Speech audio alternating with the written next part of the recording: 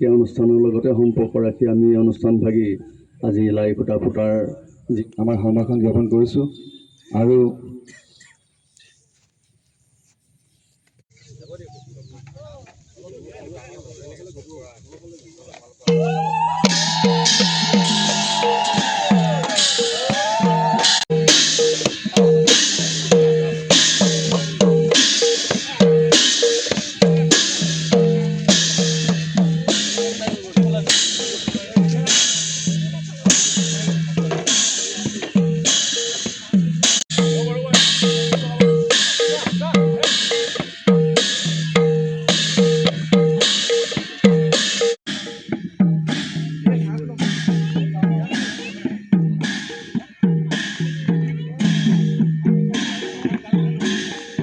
হয়, আমাৰ গুৰুজনাৰ শ্ৰীমন্ত শংকৰদেৱৰ যি আদৰ্শ, তেখেতৰ যি ভাওনাই আমাক এটা আধ্যাত্মিকভাৱে জীৱনৰ সঠিক পথত চলিবৰ কাৰণে যি নিৰ্দেশনা দি গৈছে, তাৰ আধাৰত আমি ডিব্ৰুগড়বাসী ৰাইজৰ সহযোগত আৰু আমাৰ স্থানীয় যি আমাৰ লক্ষীনগৰ, নিৰ্মালী গাঁও, মিলননগৰবাসী ৰাইজ আছে, তেখেতসকলৰ সহযোগত আমি প্ৰয়াত আমাৰ মৰমৰ শিল্পী জুবিন গাৰ্গদেৱৰ সোঁৱৰণত আমি এইবাৰ এই ডিব্ৰুগড়ত অহা 15 নৱেম্বৰ তাৰিখৰ পৰা 10 দিনীয়া কাৰ্যসূচীৰে আমি ভাওনা সমাৰোহৰ আয়োজন কৰা হৈছে।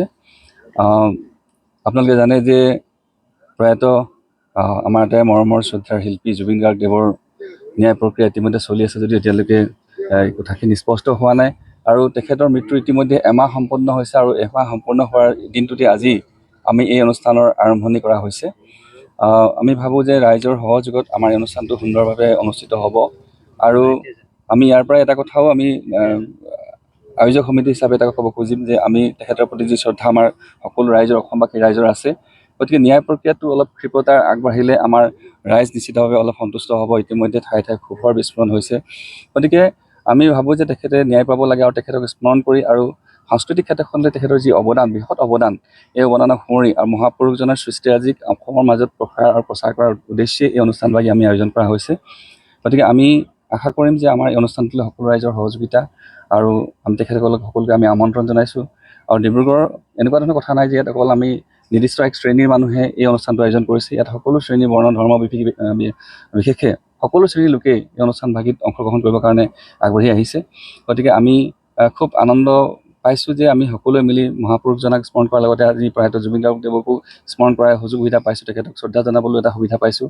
গতিকে মই ভাবোঁ আমি এই অনুষ্ঠানভাৱে খুব সুন্দৰভাৱে সম্পন্ন হ'ব। আৰু আপোনালোকৰ জৰিয়তে আমি সকলোকে আহ্বান জনাব খুজিছোঁ যে আপোনালোকে আহক, আমাক সহযোগিতা কৰক, আৰু জুবিন গাৰ্গদেৱক শ্ৰদ্ধা জনাবৰ কাৰণে আপোনালোকে আহক। আৰু অনুষ্ঠানটোৰ আৰম্ভণিত আছিলে নে আমি আৰম্ভণিতে আমি তেখেতক জুবিন গাৰ্গদেৱক আমি শ্ৰদ্ধা জনাই মায়াবিনী গীতটো একেলগে পৰিৱেশন কৰিবৰ কাৰণে ডিব্ৰুগড়ৰ সকলো ৰাইজে একেলগে পৰিৱেশন কৰিবৰ কাৰণে এটা আমি 24 তাৰিখে শেষৰ দিনাখন সামৰণি অনুষ্ঠান একেলগে মানে গাবৰ কাৰণে আমি এটা সিদ্ধান্ত গ্ৰহণ কৰা হৈছে। গতিকে আমি সকলো ৰাইজক আমন্ত্ৰণ জনাইছোঁ যাতে আমি সকলোৱে একেলগে ডিব্ৰুগড়ৰ ৰাইজ হিচাপে তেখেতসকলে আমি পুনৰবাৰ শ্ৰদ্ধাঞ্জলি জনাব পাৰোঁ।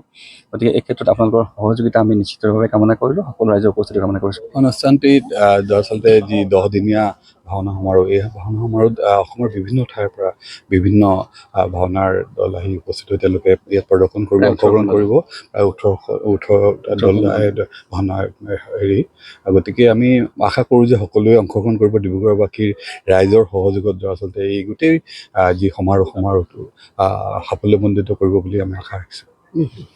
আজি আমি ডিব্ৰুগড়ত আমাৰ ডিব্ৰুগড় সাংস্কৃতিক সমাজ আৰু অন্তৰংগ যি আমাৰ যি মহিলা এটা গোট আছে, সেই গোটৰ সৌজন্যত গোটেই ডিব্ৰুগড়বাসী ৰাইজৰ উদ্যোগত আমাৰ আজি আমি যিখন ভাওনা সমাৰোহ আয়োজন কৰিবৰ বাবে 15 নৱেম্বৰৰ পৰা 24 নৱেম্বৰলৈ 10 দিনীয়া কাৰ্যসূচী আমি এই ভাওনাখন অনুষ্ঠিত কৰিব লৈছোঁ।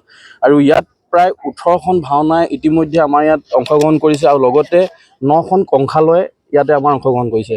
আৰু আমি ইতিমধ্যে আমাৰ উপৰোক্ত গোটেই আমাৰ সকলোৱে আপোনালোকক গোটেই কথাখিনি জনাইছে যে আমি আশা ৰাখিছোঁ যে আমাৰ এই অনুষ্ঠানভাগীত 10 দিন যাতে আমাৰ ডিব্ৰুগড়বাসী ৰাইজে, লগতে বিভিন্ন জিলাৰ পৰা আমি সকলো ৰাইজকে আমন্ত্ৰণ জনাইছোঁ যে আমাৰ এই যি ভাওনা সমাৰোহ, এই সমাৰোহখনত যাতে সকলোৱে আহি অংশগ্ৰহণ কৰে।